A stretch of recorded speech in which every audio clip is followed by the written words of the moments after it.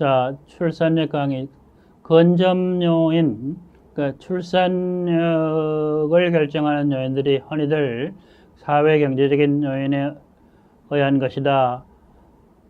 그러니까 이런 이야기를 할 수 있는데 그것이 아닌 다른 요인, 좀 더 출산을 결정하는 그 생물학적인 요인도 아니고, 그러니까 그것에 좀 더 가까이 갈 수 있는 요인, proximate determinant라는 말을 씁니다만은 그 근접 요인, 매개 요인이 뭐냐 하는 것을 배우게 되겠습니다. 이 근접 요인이 그 출산력 결정에 어떤 영향을 미치느냐 하는 것들인데, 우선 그 킹슬리 데이비스와 주디스 블레이크가 만든 사회 구조와 출산력 사이의 관계라는 논문에서 크게 그 세 가지 성관계의 노출에 영향을 주는 변수라든지, 그 다음에 혼인 중 그것도 그러니까 출산 기간 중에 혼인 관계의 생성과 해체에 영향을 주는 변수, 또는 혼인 중에 성교 노출에 영향을 주는 변수, 그 다음에 이제 임신 노출에 영향을 주는 변수, 또는 정상 출산과 관련되는 요인들, 이렇게 해가지고 거의 한 11가지 정도의 많은 변수들을 찾아내게 됩니다. 물론 이것은 사회학적으로, 인류학적으로 이 출산력과 관련이 있는 많은 변수들을 추출했다는 점에서는 상당히 의미가 있습니다. 근데 이것을 어떻게 개념화하느냐 하면, 사회 경제적인 변수가 이 출산력에 영향을 줄 수 있는 킹슬리 데이비스와 주디스 블레이크가 만든 변수를 매개 변수로 보게 되는 겁니다. 이 매개 변수를 통해서 출산력에 영향을 준다, 이렇게 보는 거죠. 그래서 출산력의 이 근접 요인이라고 하는 것은, 그 매개 변수라고 하는 것은 사회 경제적인, 문화적인, 환경적인 변수가 출산력에 영향을 미칠 수 있는 생물학적인 또는 행태적인 요인이다라고 정의를 하게 됩니다. 이들 근접 요인은 바로 출산력에 직접 영향을 주고, 사회 경제적, 문화적, 환경적 변수는 출산력에 직접 영향을 주지 않는다 하는 거죠. 그러니까 어떠한 경우에도 출산력에 사회 경제적, 문화적 요인은 영향을 직접 주지는 않습니다. 항상 매개 변수를 통해 가지고만 영향을 준다 하는 거죠. 그러면 이 킹슬리 데이비스가 만든 11개의 매개 변수, intervening variable, intermediate variable이라고 이야기를 합니다만은, 이 몽가츠의 근접 요인은 1974년 논문과 몽가츠와 포드가 쓴 83년 논문에 더 구체화되어 있습니다만은, 이 모델을 정교화했다라고 이야기할 수 있는데, 거시적인 수준의 출산력의 차이를 이해하는데 필요한 7개의 근접 요인을 찾아냅니다. 그러니까 이 데이비스와 블레이크 모델에서 11개 중에서도 1개는 실제 빠져 있죠. 그 breastfeeding 하는 모유를 먹여가지고 어린아이가 적게 태어나는 그런 어떤 모유 자체가 말하자면 무월경 기간, 월경이 없는 기간을 길게 만들어서 자연 출산력보다도 낮은, 그러니까 실제 페칸데티보다도 낮은 어떤 출산율을 만들어낸다라고 하는 것을 또 착안을 해서 7개의 변수로 정리를 하게 됩니다. 그 7개의 변수를 보게 되면 우선 재생산 기간 중에 유배우, 결혼한 사람의 비율이 되겠습니다. 그 다음에 피임약, 근대적인 피임약이나 전통적인 피임약이 있을 수 있는데, 그 피임약의 이용을 얼만큼 하느냐, 효율성이 어느 정도 되느냐 하는 문제, 산후의 불임기간 하는 게 있을 수 있고, 그 다음에 인공임신 중절이라고 하는 거, 낙태라고 하는 게 있습니다. 그 다음에 가임 확률, 성교의 빈도나 시기 같은 거, 이런 것들이 또 중요해질 수 있다 하는 건데, 그 다음에 영구불임의 빈도, 자연유산, 이렇게 7가지입니다. 근데 이 몽가츠가 여러 가지 어떤 실험을 해본 결과 7가지의 요인 중에서도 4가지의 요인이 대단히 중요했다 이거죠. 그래서 유배우 여성의 비율, 바로 성관계에 노출된 여성의 비율의 대체 변수가 되겠습니다. 영어는 proportion married 하는 말을 쓰게 되고, 그 다음에 이제 피임약을 쓰는데 그 이용 및 효율성, prevalence 수준, 라든지, 그 다음에 산후불임, 무배란 해갖고 postpartum 하는 건데, partum 하는 건 아기를 낳고 난 이후에 anovulation, ovulation이 없는 여성이 ovulation, 배란이 없이 지나가는 기간이 어느 정도냐. 주로 이것은 그냥 산후에는 그냥 짧게 1.5개월 정도 되는데, 모유를 먹이게 되는 기간, 어린 아이가 어머니의 젖을 빨모래 가지고 무배란의 기간이 길어진다라고 하는 것입니다. 그 다음에 인공임신 중절, 락테라고 하는 induced abortion 하는 게 있습니다. 이 네 가지 요인을 고려해서 여러 나라의 개발도상국의 출산율을 측정하는데 근접 요인이 어느 정도 작용을 하느냐 하는 것을 살펴보게 됩니다. 그래서 여기에 이제 보면 TFR, 합계 출산율은 TF, 합계 가입률, 총 가입률에다가 CM이라고 하는 혼인지수, 그 다음에 CI라고 하는 게 있죠. Infectability and Lactational Infectability가 되겠습니다. 산후 불임 지수가 되겠죠. 그 다음에 이제 C가 되는데, CI가 되게 되면 Induced Abortion 중절 지수가 됩니다. Abortion 지수가 되고, 그 다음 피임을 하게 되면 CC가 되겠죠. 이런 지수들을 다 곱해가지고 하게 되면 TFR이 나온다 하는 겁니다. 여기 이제 합계 가입률, 그 다음에 합계 자연 유배우 출산율, 합계 유배우 출산율, 합계 출산율과 같은 개념들이 정리되어 있습니다. 그래서 여기에 보면 합계 출산율과 출산 억제 요인의 관계인데 TFR을 15.3 곱하기 0.65, 0.80, 0.90 곱하기 0.80 이렇게 했을 때 이제 출산율이 6.73이 나오는데, 여기서 이제 혼인 0.65에 해당되는 게 이제 0.65기 때문에 1이 이제 출산 억제 요인이 없는 거죠. 0.65니까 1에서 0.65를 빼면 0.35가 되는데 35%를 억제한다 이 말입니다.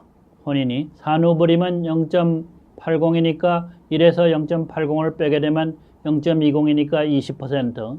그 다음에 0.90이니까 1에서 0.90을 빼게 되면 10%였고 인공 임신 중절 효과가 10%다. 그 다음에 0.80은 피임인데 1에서 0.80을 빼게 되면 20%가 된다 하는 겁니다.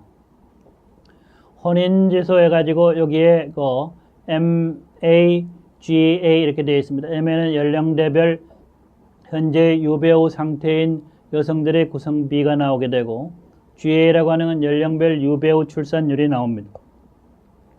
혼인지수는 재생산 기간 중 혼인 상태에 있지 않는 여성들이 어느 정도 출산율을 억제하는가에 기여하는 정도를 이야기를 합니다.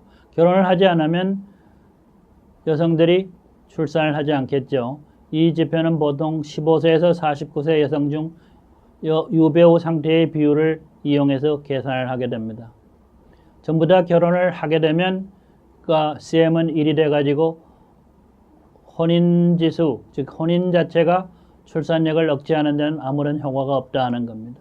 0.5 이렇게 되면 1에서 0.5를 빼갖고 0.5니까 50%의 출산율을 억제하는 데 효과가 있다 하는 이야기를 하는 거죠. 그러니까 혼인지수를 추정하기 위해서는 연령별 유배우 출산율을 가중치로 해가지고 먼저 연령대별 유배우 상태의 여성들의 구성비를 가중 평균하게 됩니다. 혼인지수는 모두 여성들의 출산율을 유배우 여성의 출산율로 나눈 것이 된다 하는 거죠. 최근에는 혼인 상태가 성활동의 개시를 의미하는 변수가 아니기 때문에 사회조사에서 직접 성활동, 성관계를 가지느냐 가지지 않느냐 하는 것을 묻는 문항을 포함하여 그것을 가지고 직접 계산하기도 한다 하는 겁니다. 그 다음에 산후불임 지수입니다. infectability인데 20에다가 18.5 플러스 I라고 하는 건데, I는 그러니까 모유를 먹이지 않는 경우에도 1.5는 돼가지고 CI가 1이 됩니다. 그러니까 모유를 먹이지 않으면 산후불임 지수는 1이 돼가지고 이 산후불임이 출산력을 억제하는 것은 제로가 됩니다. 그 산후 수유를 하게 되면 그 산후무배란 또는 산후검역이라고 하는 게 있죠. 아프리카나 그 일부 지역에서는 다른 지역에서도 보면 산후에는 어린아이의 젖이 묽어진다라고 해가지고 남녀간의 성관계를 피하는 경우가 있습니다. 그래서 그 검역, abstinence라고 하는 건데 또는 젖을 먹임으로 해가지고 늘어나는 그 기간, 이런 기간에는 산후불임을 그러니까 키우게 되는 수가 있다 하는 겁니다. 이것은 많은 그 개발도상국의 경우에 모유나 또는 산후검역으로 해가지고 출산율을 억제시킬 수 있다 하는 겁니다. 사실 보면 우리나라의 경우에도 보면 모유를 먹임으로 해가지고 이 본가스의 그 TAF라고 하는 게 15 정도가 되는데 많은 경우에 6명, 7명으로 끝이 나게 되는 것은 거의 절반 정도가 산후불임 지수의 기여도다 하는 이야기를 할 수가 있겠습니다. 결국 보면 여기에 보면 산후무배란이나 산후검역으로 산후불임 기간이 출산율에 미치는 영향을 측정하기 위한 것인데 이거는 그러니까 피임이나 인공유산과 같은 근대적인 가족 규모를 제한하는 방법이 도입되기 전에는 대단히 그 의미 있는 가족 계획 수단이었다 하는 겁니다. 물론 이것은 의도적인 것은 아니었기 때문에 출산력 변전에서 별도로 고려되지는 않지만은 그 원래 자연 출산율 15 또는 16이라고 하는 수치를 6이나 7 정도로 떨어뜨리는데 중요한 역할을 한 것이었다 하는 겁니다. 산후 수유를 하지 않거나 또는 산후 검역 기간이 있는 경우 출생 간격은 평균 20개월 정도가 된다 하는 거죠. 그래서 산후불임 기간은 최소 1.5개월로 되어 있고 평균 임신 그 대기 기간 7.5개월. 그래서 자연유산이 2개월 정도 되고 만삭 출산을 하게 되면 9개월 돼 가지고 출산 간격이 20개월 또는 24개월 돼 가지고 전통사회에서는 형님과 동생 사이의 터울이 되다 보면 2살 정도가 되는 게 이 산후불임과 관련이 있다 하는 겁니다. 이건 여성의 재생산 기간인데 산후불임 기간은 수유나 검역이 없는 경우 최소 20개월이고 수유나 검역에 의하여 산후불임 기간이 장기화될 수 있다 하는 겁니다. 이것들이 결국 전통사회에서 출산율을 억제시키는데 중요한 역할을 했다 하는 겁니다. 그 다음에 이제 피임입니다. 피임은 cc인데 1-1.08에다 U 곱하기 2로 되어 있죠. U는 재생산 연령의 유배우 여성 중 피임 이용자의 비율이 되겠습니다. E는 평균 피임 이용 효율성인데 Contraceptive Use Effectiveness라고 하는 건데 그 이용을 했을 때 그 효용이 어느 정도 되느냐 하는 겁니다. 물론 피임 도구마다 그 효용성은 달라집니다. 피임 지수는 피임 이용자의 그 비율과 이용 효율성과 반비례한다 하는 겁니다.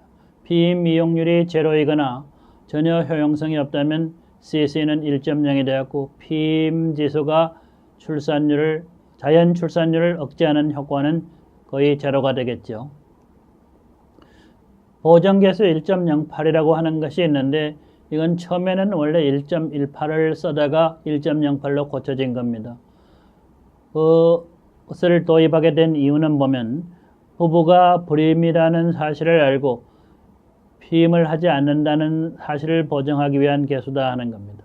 불임 부부가 피임을 하지 않는다는 것은 피임은 사실상 가입 능력이 큰 부부가 사용할 개연성이 크다는 것을 말해주는데 이 때문에 모든 부부의 피임 이용률을 측정하는 그 유예 값을 8% 올려가지고 가입 여성들만이 그 집중적으로 피임을 한다는 점을 부각시키는 것이 되겠습니다. 그 다음에 이제 인공 임신 중절 지수죠. CA, abortion 하는 게 A입니다. 여기 이제 TFR을 다시 TFR 곱하기 0.4 곱하기 1 플러스 U 곱하기 TA 하는 건데 좀 복잡하게 되어 있습니다. 근데 합계 인공 임신 중절률, 그러니까 유배우 여성 중 재생산 기간 중에 인공 임신 중절 횟수가 되겠습니다. TA는. 그 다음에 U는 피임 이용자의 비율이 되겠죠. 이렇게 해가지고 중절 지수를 구하게 됩니다. 인공 임신 중절 지수는 거시적인 수준에서 한 개의 중절이 한 개의 출산율을 저지하지 못한다. 개인의 수준에서는 그렇게 되는데 집단의 수준에서는 그렇게 되지 않는다 하는 겁니다. 그 이유는 자연유산이나 사산 때문에 임신의 최종 결과가 정상 출산이 되지 못할 수 있고 중절을 하게 되면 만삭 출산을 하는 경우보다 빨리 배란을 개시하게 되고 이 때문에 다음 임신이 빨리 실행될 수 있다는 점을 고려한 것입니다. 근데 이제 이 본가트 모델은 70년대, 80년대, 1970년대, 1980년대 개발도상국의 가족계획 효율성을 측정하기 위해서 지금도 이런 모델을 간혹 쓰는 경우도 있습니다만 거시적 수준의 출산력 지표를 설명하고자 했는데 그것이 현실성을 잃어버리는 경우가 간혹은 있었다 하는 거죠. 그러니까 보면 임신 중절, 그 다음에 피임이용 효율성, 성활성에 대한 좋은 자료를 얻기가 쉽지 않은 경우도 있었고 그 때문에 추가적인 요인을 발굴하여 그것이 적용되는 상황이나 그렇지 못한 상황을 해명할 필요가 있었습니다. 물론 현재까지도 70년대 개발된 이 본가스의 모델이 가족계획, 특히 피임의 효율성, 인공유산이 어느 정도 그 나라의 출산율을 억제하는데 자연 출산율을 억제하는데 효과가 있느냐 하는 것을 측정하는데 아주 유효한 모델이었던 것은 틀림없고 미국의 Population Council 같은 국제 민간기구에서 이 모델을 개발함으로 해가지고 개발도상국의 가족계획의 효율성 평가에 많은 도움을 주었다 하는 것이죠. 아무튼 이러한 모델은 스토버의 수정 모형으로 이제 나오게 됩니다. 특히 이제 불임 효과는 모든 불임 지수에서 설명되기 때문에 본가트의 전체 가임을 항은 나머지 출산력 요인을 설명하는 데 적합하지 못한 경우가 있었다 하는 겁니다. 이 때문에 잠재 출산율 PF, TF 개념 대신에 PF, Potential Fertility라고 하는 개념을 설정을 해가지고 성활동을, 섹슈얼 액티비티를 하고 있는 15세에서 49세의 재생산 기간 중에 가임 능력이 있지만은 수유나 또는 어린아이에게 젖을 먹이거나 모유를 먹이는 겁니다. 여기서는. 그 다음에 금욕, 피임을 하지 않는 여성의 합계 출산율로 정의하고 이것이 그러니까 본가트의 TF는 15.3 정도 되는데 잠재 출산율을 21.0으로 세팅을 해가지고 수정 모형을 스토버가 제시를 해서 이건 주로 아프리카와 같은 출산율이 높은 지역 그리고 특히 성활동이 결혼과 관계없이 많이 이루어지는 지역들 이런 경우에 그리고 금욕 또는 수유, 피임 이런 걸 하지 않는 그런 지역들에 이런 모형들을 많이 적용을 시켜왔다 하는 겁니다. 그래서 이 출산율과 관련하여 사회경제적인 요인, 문화적인 요인이 출산력에 직접 영향을 주지 않고 매개 변수, intermediate variable에 영향을 준다라고 보는 것이 이제 데이비스와 블레이크의 어떤 social structure and fertility의 중요한 가정이었는데 본가트는 78년 논문에서 7개의 매개 변수를 추출을 해내고 그 중에서 다시 4개를 추출을 해냅니다. 그래서 출산력 근접 요인 모형, Approximate Determinant 모델이라고 하는 것을 개발을 해냈다 하는 거죠. 본가트 모델에서 4개의 핵심 근접 요인은 유배우 여성의 비율, 즉 성관계에 노출될 수 있는 여성의 비율의 대체 변수가 됩니다. 그러니까 결혼을 해야지 성관계를 한다 하는 건데 현대사회에서 결혼과 관계없이 성관계를 하게 되면 이 모델의 효율성은 줄어들게 되고 일반 어떤 상세한 통계조사에서 유배우 여성의 비율 대신에 성관계에 종사하는 여성의 비율을 만들어내는 것이 중요하겠습니다. 그 다음에 피임약의 이용 및 효율성, 산후부림, 즉 무배란인데 이거는 모유를 먹이는 기간, 그러니까 그러니까 우유 보통 그 젖소의 우유를 먹이는 것이 아닌 어머니의 모유를 먹이는 기간이 어느 정도 되느냐 하는 것이 산후부림, 특히 무배란과 관련이 있습니다. 그 다음에 인공 임신 중절, 낙태를 본가스의 4개의 핵심 건접 요인이라고 이야기할 수 있다 하는 거죠. 그리고 마지막으로 스토브는 본가스의 모델을 개선을 해가지고 합계 가입률, TF, 토탈 피칸디티라는 개념 대신에 잠재 출산율, 포텐셜 퍼틸리티 개념을 사용을 해가지고 병리적 불임 상태, 성활동에 초점을 맞추는 건접 요인 모형으로 개선을 했다 하는 겁니다. 이런 것은 많은 경우 출산율이 여전히 높은 아프리카 지역에 많이 사용되고 있다 하는 것입니다. 이상으로 출산율 중에서도 건접 요인, 사회 경제적인 요인은 간접적으로 영향을 주고 매개 변수, 특히 4개의 변수, 유배우율이라든지 그 다음에 산후부림이라든지 피임 그리고 인공 임신 중절이 출산율의 정도에 엄청난 영향을 미칠 수 있다는 것을 보는 데 유효한 모델에 대해서 검토를 했습니다. 감사합니다.